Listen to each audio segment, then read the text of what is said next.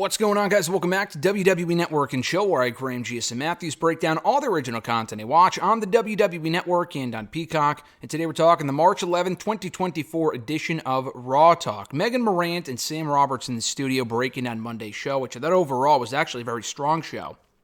Doing a pretty effective job setting the stage to WrestleMania, setting the stage for WrestleMania, having some great promos, some great main events, some good action. So I enjoyed the show overall. They opened up the episode hyping Gunther and Zayn for Mania, which was just made official moments earlier on Raw. Zayn winning the gauntlet. Back to that a little bit later on, towards the end of the episode. They recap Nia Jax attacking Becky Lynch and Liv Morgan backstage. Hype up Becky Lynch and Nia Jax, the last woman standing match between the two for next week's Raw.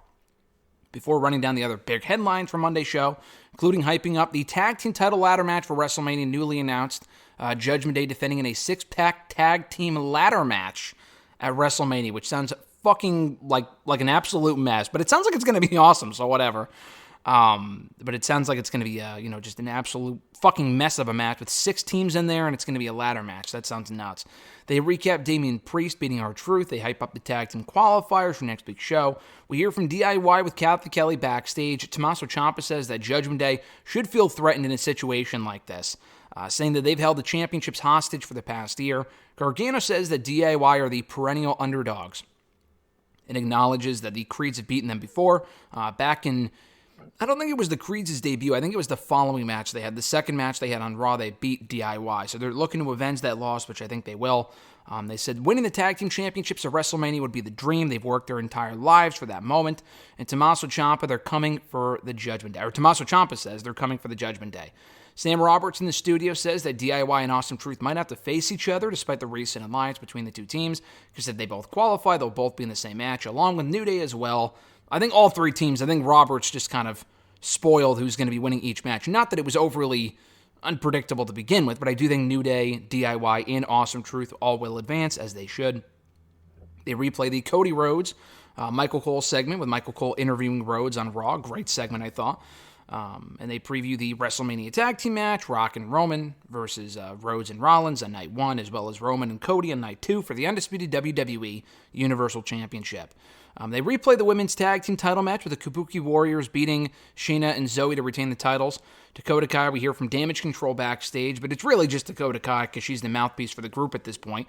Dakota Kai says that everyone will see Bayley as an overrated failure come SmackDown when they go one-on-one, and she'll get what's coming, is what she said. So they preview Bayley and Io Sky for the WWE Women's Championship at WrestleMania, as well as Bayley versus Dakota Kai coming up on SmackDown this Friday.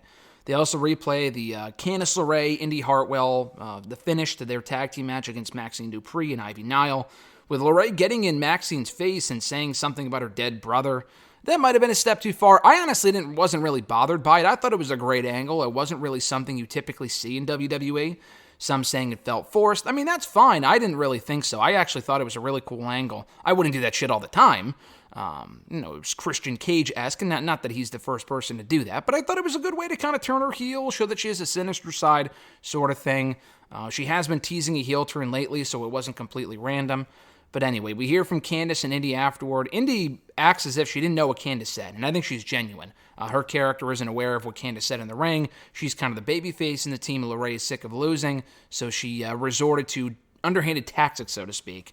Candice also says that it's gotcha journalism to ask her about what happened in the middle of the ring. She says that to Jackie Redmond. Refuses to respond, and that was it. So, didn't get any answers from Candice, didn't think we would, but I thought it was a fine way to progress that storyline. That was one of the bigger talking points coming out of the show on Monday night. Sam says that they won the match, so who really cares what Candice said? That was his logic, I suppose. They then wrap up the show recapping the gauntlet match won by Sami Zayn to earn the opportunity to challenge Gunther at WrestleMania for the Intercontinental Championship. They preview Gunther and Sami, saying that Sami, could end in tragedy. He could make history by becoming champion.